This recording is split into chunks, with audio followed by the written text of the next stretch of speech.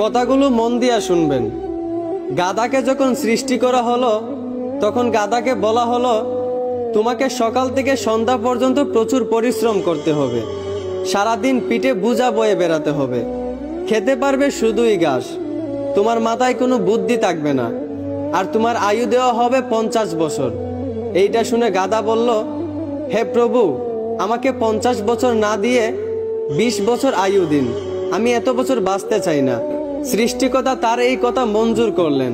তারপর যখন কুকুরকে সৃষ্টি করা হলো তখন কুকুরকে বলা হলো, তুমি হবে মানুষের একজন কাছের বন্ধু, আর তোমার খাবার হবে মানুষের থেকে যাওয়া জুটা খাবার, আর তোমার আয়ু দেওয়া হবে 30 বছর। এইটা শুনে কুকুর সৃষ্টিকর্তার কাছে হাত জোড় করে বলল, হে প্রভু, আমি 30 বছর বাঁচতে চাই না, আমাকে 30 বছর থেকে 15 বছর আয়ু দিন। সৃষ্টিকর্তা তার এই কথাও মঞ্জুর করলেন। তারপর যখন বানরকে সৃষ্টি করলেন তখন বানরকে বলা হলো, তুমি শুধু এই গাছ থেকে ওই গাছে ঝুলতে থাকবে আর মানুষকে বিনোদন দেওয়ার চেষ্টা করবে, আর তোমার আয়ু দেওয়া হবে 20 বছর। এইটা শুনে বানরও হাত জোড় করে সৃষ্টিকর্তার কাছে বলল, হে আল্লাহ, আমাকে 20 বছর না দিয়ে 10 বছর আয়ু দিন, আমি এত বছর বাঁচতে চাই না। সৃষ্টিকর্তা বানরের কথাও মঞ্জুর করলেন। তারপর আসলো পুরুষের পালা।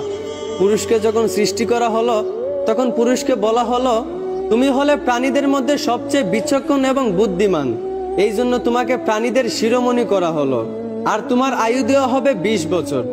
এইটা শুনে পুরুষ সৃষ্টিকর্তার কাছে হাত জোড় করে বলতে লাগলো, হে প্রভু, 20 বছর আয়ু একদম কম হয়ে যায়, আমি আরো বেশি দিন বাঁচতে চাই, আপনি বরংস গাধায় যে 30 বছর আয়ুটা ফিরিয়ে দিয়েছিল ওই আয়ুটা আমাকে দিয়ে দিন, আর কুকুর 30 বছরের মধ্যে যেই 15 বছর আয়ুটা ফিরিয়ে দিয়েছিল ওই আয়ুটাও আমাকে দিয়ে দিন, এবং বানর 20 বছর থেকে যেই 10 বছর আয়ুটা ফিরিয়ে দিয়েছিল ওই আয়ুটাও আমাকে দিয়ে দিন।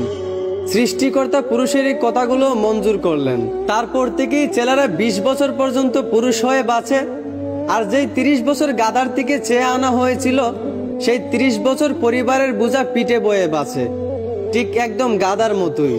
বাকি 15 বছর সন্তানরা যা দেয় তা খেয়েই বাঁচতে হয়। যেমন একটা কুকুরকে মানুষ যা দেয় তা খেয়েই বাঁচে, ঠিক তেমনি একটা পুরুষও বাকি 15 বছর এইভাবেই কাটাতে হয়, ঠিক একটা কুকুরের মতোই। আর বাকি 10 বছর পুরুষদেরকে বানরের মতোই বাঁচতে হয়।